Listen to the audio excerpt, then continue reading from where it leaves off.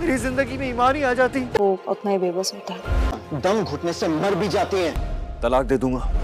तो नाजरीन, अब की बार तो प्रोमो ने सारी हदें वाकई में पार कर दी हैं। तैमूर अपनी माँ से कहेगा कि आप लोगों ने जायदाद की खातिर ज़ारा को मेरे मत्थे वार दिया, और अगर आप थोड़ा सब्र कर लेते तो मेरे हिस्से में ईमान ही आ जाती। इतने सालों से मैं ज़ारा का बहुत संभाल रहा हूँ। तो दूसरी तरफ ज़ारा ये बातें सुन लेगी और वो बेहोश होकर गिर जाएगी। तो दूसरी तरफ ईमान भी जब जेल में जाएगी तो वो आहत से कहेगी कि तुम जैसे घटिया इंसान की घटिया हरकतों की वजह से मैं बिलाल से दूर हुई, और ये नुकसान की वजह से मैं तुम्हें कभी माफ़ नहीं करूँगी। और तुम्हारी वजह से ही मैं बिलाल को आज तक ये नहीं बता सकती कि मैं उससे कितनी मोहब्बत करती हूँ। ये सारी बातें भी बिलाल सुन लेगा और उसके दिल से भी सारे वहम गुमान ख़त्म हो जाएंगे और वो बहुत ज़्यादा खुश हो जाएगा। तो दूसरी तरफ जब तैमूर ईमान के घर आएगा और कहेगा कि मुझसे गलती हो गई, मुझे माफ़ कर दो, मैं सारे घर वालों के सामने तुमसे शादी करूँगा, और ये बातें ज़ारा और मुसर्रत दोनों सुन लेंगी, जो कि रिश्ते की बात करने के लिए आई होंगी ईमान के घर।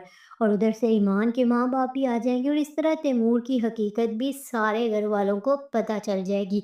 लेकिन जब बिलाल को ये बात पता चलेगी कि तैमूर की इस तरह की घटिया हरकत के बारे में ज़ारा भी सब कुछ जानती थी, तो वो बहुत गुस्सा करेगा ज़ारा पर कि तुमने अपने घटिया शोहर का साथ दिया, ना कि मुझे बताया, और इस बेगुनाह बेकसूर लड़की को धक्के देकर रात के अंधेरे में घर से बाहर निकाल दिया।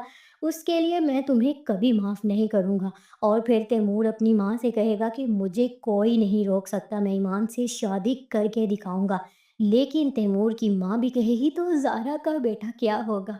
तो तैमूर कहेगा मैं उसे तलाक दे दूंगा। ईमान भी कहीं ना कहीं जब से बिलाल ने उसे प्रपोज किया है उससे मोहब्बत करने लग गई है, लेकिन उसके रास्ते में आने वाले मसाइल की वजह से वो अपनी मोहब्बत का इजहार नहीं कर सकी, और सिर्फ आहत की हरकतों की वजह से ईमान के बाप ने बिलाल और ईमान का रिश्ता भी तोड़ दिया। और फिर ईमान का बाप भी कहेगा कि ईमान वो बिलाल नहीं है जो रिश्ते के इनकार पर चुप हो जाए, बल्कि वो तैमूर है जो इनकार करने पर इस इंसान को और ज़्यादा परेशान करेगा।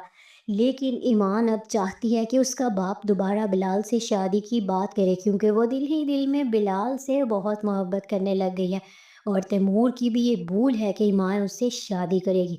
ईमान तो उसको मुंह भी नहीं लगाती, और इस तरह तैमूर भी पागल हो जाएगा।